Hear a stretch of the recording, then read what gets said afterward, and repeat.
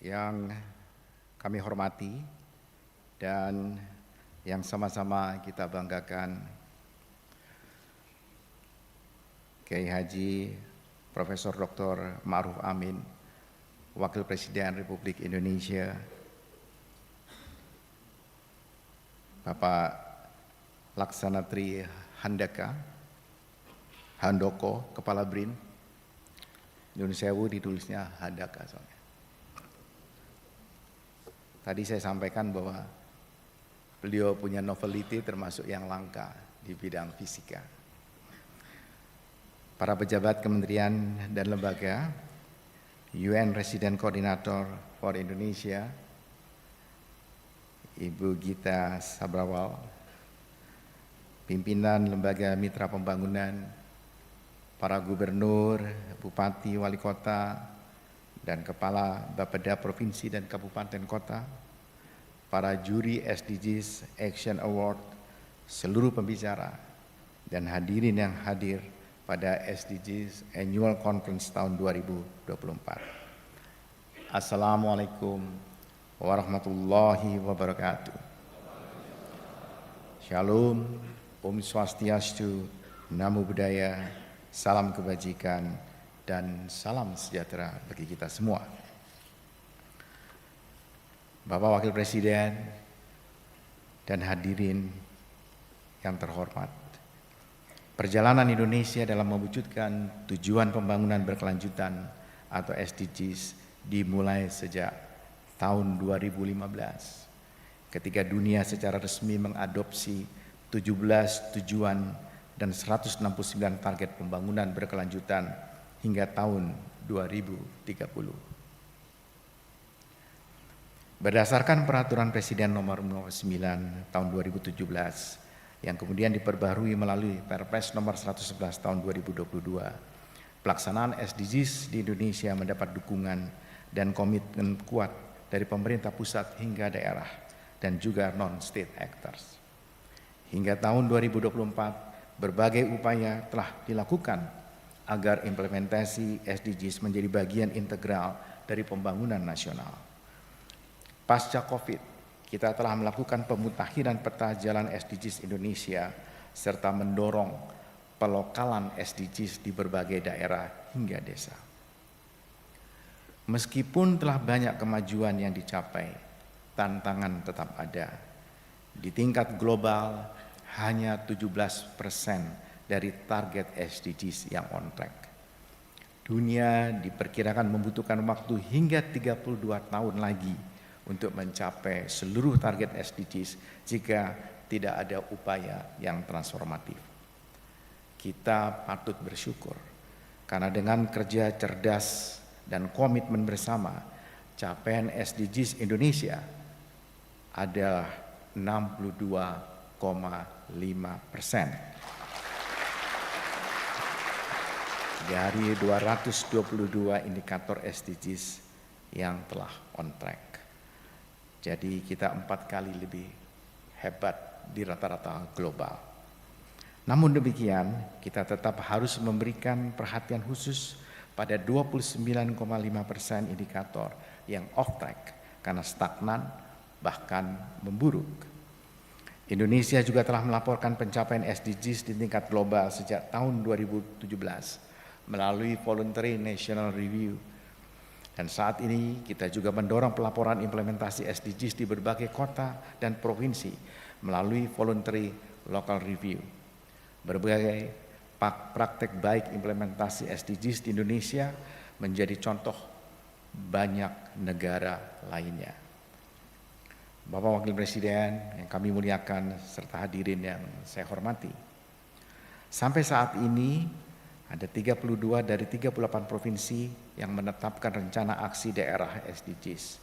Selain itu telah terbentuk 54 SDG Center di berbagai perguruan tinggi di Indonesia yang menjadi pusat kajian dan inovasi implementasi pembangunan berkelanjutan. Kita juga mencatat setidaknya 154 perusahaan telah menerbitkan laporan keberlanjutan.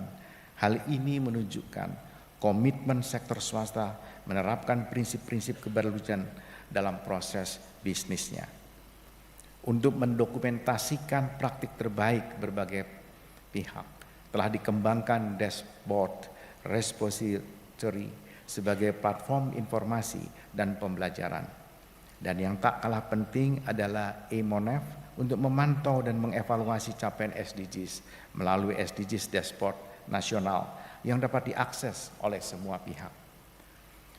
Beberapa contoh praktik baik dalam mendukung pencapaian SDGs telah mendapatkan SDGs Action Award. Sebagai contoh, IPB University yang Pak Rektornya hari ini hadir. Yang dengan inisiatif Sekolah Peternak Rakyat yang memberdayakan para peternak di desa melalui penerapan sirkular ekonomi sehingga mengurangi efek gas rumah kaca. Kemudian Aruna Indonesia juga telah memberikan dampak signifikan bagi kesejahteraan nelayan skala kecil melalui penyediaan pasar yang adil dan transparan, melalui nelayan, melalui pendidikan perikanan berkelanjutan. Nara Kreatif dengan sekolah kesetaraannya telah menjangkau masyarakat rentan hingga dapat memperoleh ijazah kesetaraan yang membuka peluang untuk mendapatkan pekerjaan yang lebih baik. Masih banyak lagi contoh-contoh terbaik termasuk yang dilakukan oleh Pertamina dengan B35 dan kemudian akan masuk ke etanol dan seterusnya.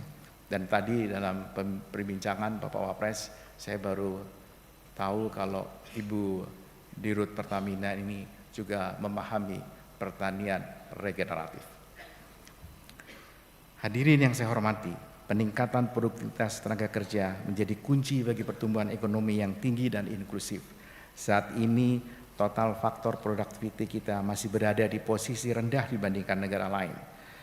Dengan pendidikan berkualitas yang mampu mengantisipasi perubahan keterampilan hingga 44%, kita optimis dapat meningkatkan produktivitas tenaga kerja. Potensi green jobs juga sangat besar. Pada tahun 2045 kita menargetkan tambahan 15,3 juta pekerja di sektor hijau. Sektor hijau akan terus berkembang sejalan dengan komitmen kita menurunkan emisi gas rumah kaca hingga 31,89% sesuai Enhanced Nationally Determined Contribution. Ke depan, peran generasi muda melalui pendidikan dan pengembangan kompetensi serta keterampilan kerja menjadi katalis dalam mendorong pertumbuhan ekonomi hijau, inovasi, dan digitalisasi yang berkelanjutan. Pada kesempatan yang baik ini, kami ingin berterima kasih atas arahan dan kepemimpinan Bapak Wakil Presiden.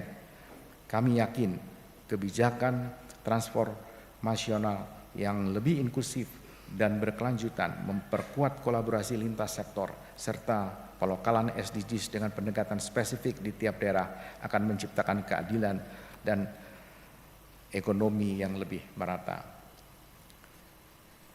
Bapak Wakil Presiden yang kami muliakan serta hadirin yang saya hormati.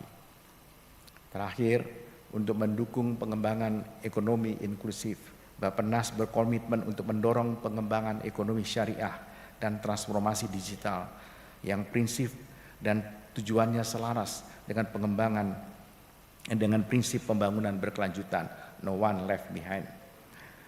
Setelah kami menuntaskan transformasi KNEX menjadi Badan Pengembangan Ekonomi Syariah yang rancangan perpresnya sudah kami selesaikan bersama KL terkait. Kami juga menyusun Indonesia Digital Islamic Economic Report and Dashboard untuk tahun 2023-2024 bekerjasama dengan Dinar Standard dan Indonesia Halal Lifestyle Center yang memonitor perkembangan ekonomi Islam digital di Indonesia. Untuk itu, mohon perkenan Bapak Wapres dapat meluncurkan dan nantinya seluruh stakeholder ekonomi syariah dapat memanfaatkannya melalui dashboard yang dapat diakses secara online. Wallahu muwaffiq ila aqwamit thoriq. Terima kasih. Assalamualaikum warahmatullahi wabarakatuh.